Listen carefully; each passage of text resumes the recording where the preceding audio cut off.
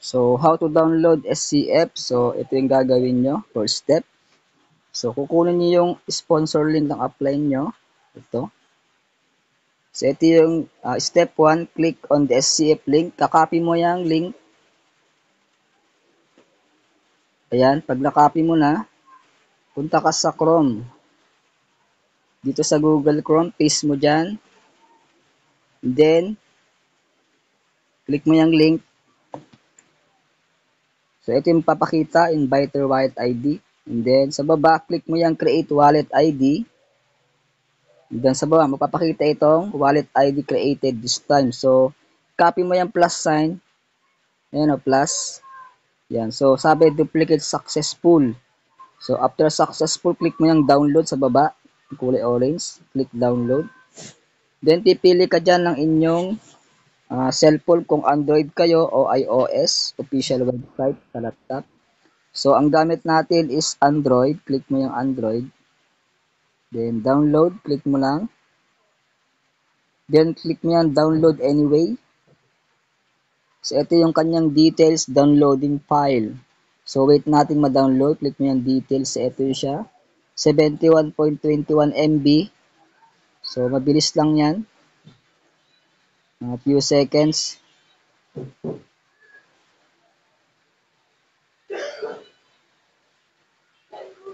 Yan, click mo yan. So, na-download ko na, i-update ko lang. Pagbago ka, i-install mo yung apps. So, update. So, installing na siya. Wait lang natin.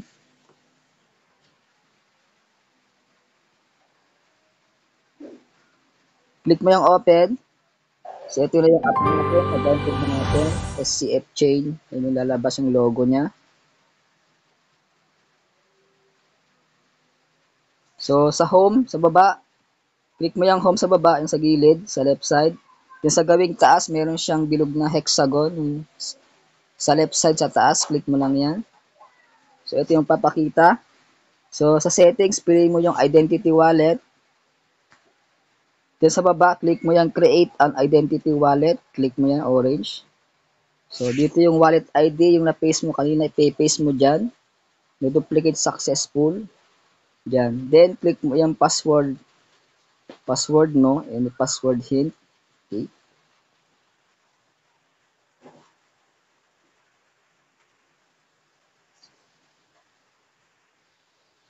Password again.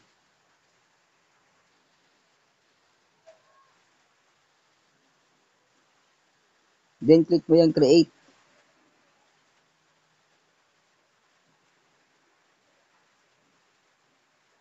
Ayun, success na.